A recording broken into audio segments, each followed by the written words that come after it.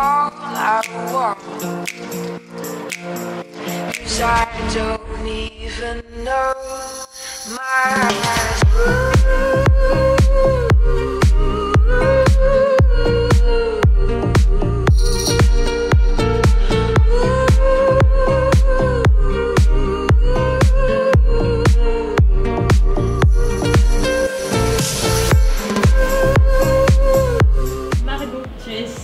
Bartender au Little Red Door. Explique-nous quel est ton parcours et comment tu es arrivé ici. Alors, mon parcours, j'ai commencé le bar il y a à peu près plus de 12 ans en travaillant dans un pub irlandais, voilà, un peu par hasard. Je cherchais du travail à côté de la fac et je me suis retrouvée dans ce pub irlandais. Et du moment où j'ai mis les pieds derrière le bar, j'ai compris que ce métier était fait pour moi. Voilà, alors après j'ai continué, j'ai travaillé un petit peu dans tous les genres de bars possibles, le bar d'envoi, le piano bar, le bar à cocktail, le bar d'hôtel. Je suis partie à l'étranger, en Australie, j'ai voyagé un petit peu en Asie, en Amérique du Sud pour voir les concepts de bar à cocktail. J'ai essayé d'être commerciale, ambassadrice, voilà, pour essayer un petit peu de voir tous les côtés, tous les aspects du bar. Pour terminer à Londres pendant pratiquement 3 ans, jusqu'à l'année dernière où j'ai travaillé dans un très bon bar à cocktail qui s'appelle Happiness Forgets et finalement rentré en France et donc à Paris au Little Red Door depuis 1 an. Est-ce que c'est compliqué pour une femme de travailler dans le monde du bar à cocktail? Je dirais qu'aujourd'hui non, mais il y a 12 ans un peu plus. C'est pas que c'est compliqué, mais c'est un monde d'hommes. Voilà, c'est un monde qui est très masculin, quoi qu'on en dise. Et il y a 12 ans, il fallait avoir beaucoup de charisme, de personnalité. Je pense que quand on fait ce métier, il faut avoir un bon carafon, ce qui n'était pas un problème pour moi. Est-ce qu'il y a des difficultés que tu rencontres dans ton métier? Oui, je pense. Beaucoup de gens diraient que le métier de barman, c'est faire la fête, c'est boire des shots. Dans un bar comme le nôtre, pas vraiment. Bien entendu qu'on fait la fête et qu'on va des fois célébrer avec nos clients. Après, je pense que il y a une difficulté qui est réelle, c'est justement de pouvoir au quotidien être souriant, au quotidien être à la demande du client, chercher, être la première personne à être dans la demande d'information. Il faut toujours être à 100% tous les soirs avec nos clients. Et surtout quand on ouvre la porte à 18 h et qu'il y a déjà une queue de 20 personnes et qu'on sait que ça va commencer et finir comme ça jusqu'à 2 h du matin, la difficulté elle est là parce qu'on sait qu'on va être plein pendant des heures et qu'il va falloir par-dessus tout rester souriant et efficient et devoir envoyer plus de 500 cocktails dans la soirée. Et mine de rien, les gens ne s'en rendent pas forcément compte parce que on va être souriant et qu'on va faire la fête et qu'on va passer beaucoup de temps pour eux. Mais je vous rassure que rentrer en vélo après c'est assez fatigant. Et quels sont les cocktails que tu préfères préparer? Alors je suis fière de préparer les cocktails qu'on a fait sur le menu parce que c'est un peu la récompense de plusieurs mois de travail intensif et j'avoue qu'à chaque fois que je fais un cocktail de notre menu, j'en suis ravie.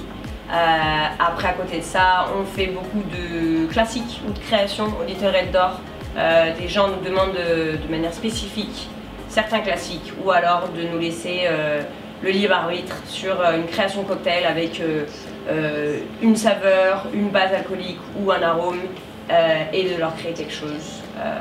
Alors après moi j'aime beaucoup faire des classiques ou j'aime beaucoup faire des twists de classiques et j'aime faire découvrir aux gens mes petits péchés mignons. Qu'est-ce que vous avez à la carte de Little Red Door? Alors à la carte du Little Red Door, on a un concept qui est assez atypique. Nous avons créé des cocktails en fonction donc, de 6 ingrédients qui sont communs à tous. Et ce qu'on a fait, c'est que nous avons dissocié le goût de la sensation pour chacun de ces ingrédients-là.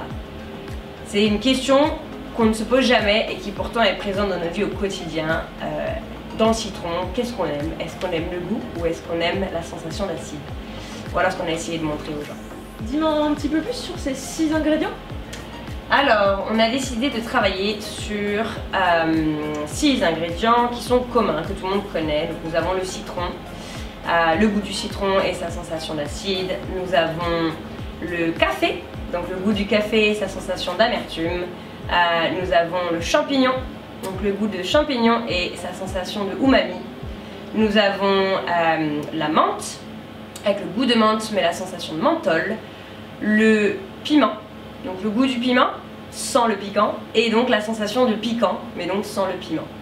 Et nous avons pour terminer le goût du miel mais donc sans sucré, et le sucré sans miel. Il faut savoir qu'à chaque fois ces ingrédients là vont être, donc la sensation va être séparée du goût.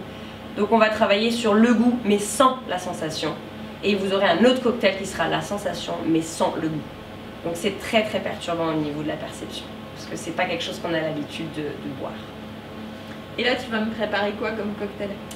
Alors là je vais préparer un de mes cocktails préférés sur ce menu, qui est donc le umami sans champignons.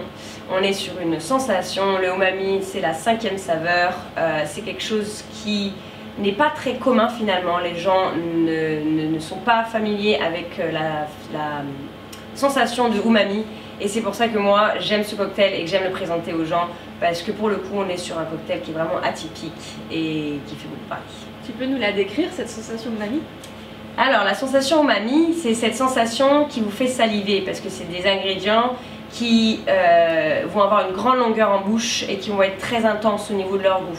Donc en fait ça fait saliver et ça donne envie, cette envie d'y regoûter en fait. On a cette envie d'y reviens-y, parce que dans les ingrédients umami, on a ce qu'on appelle des acides aminés, et notre corps a besoin d'acides aminés, un peu comme une drogue. Et donc quand on a ces ingrédients, ces éléments en face de nous, comme le parmesan qui est le fromage le plus umami sur la terre, on a envie d'en manger. Quand on mange, on a envie d'y regoûter. Quelles sont tes adresses favorites à Paris ou dans le monde? Mes adresses favorites à Paris. Alors moi j'aime bien aller un peu partout. J'ai pas nécessairement de favorite.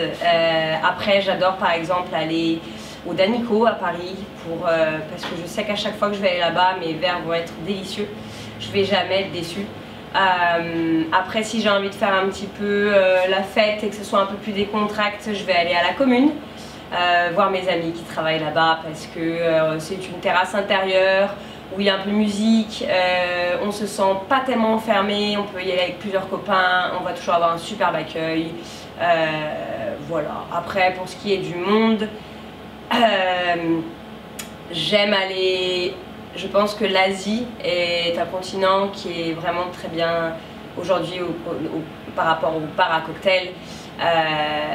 Et si je devais aller quelque part aujourd'hui dans le monde, ce serait à Hong Kong ou à Singapour pour aller voir un peu plus ce qu'il y a là-bas. Par la suite, je vais vous emmener dans le laboratoire et je vais vous montrer justement un petit peu comment on réalise nos produits, nos infusions et nos techniques. Mais pour le moment, je vais vous réaliser le cocktail. Vous allez voir, c'est assez simple. C'est fait au verre à mélange pour être dilué doucement et servi sur un gros glaçon. Ok, bah on y va? Allez.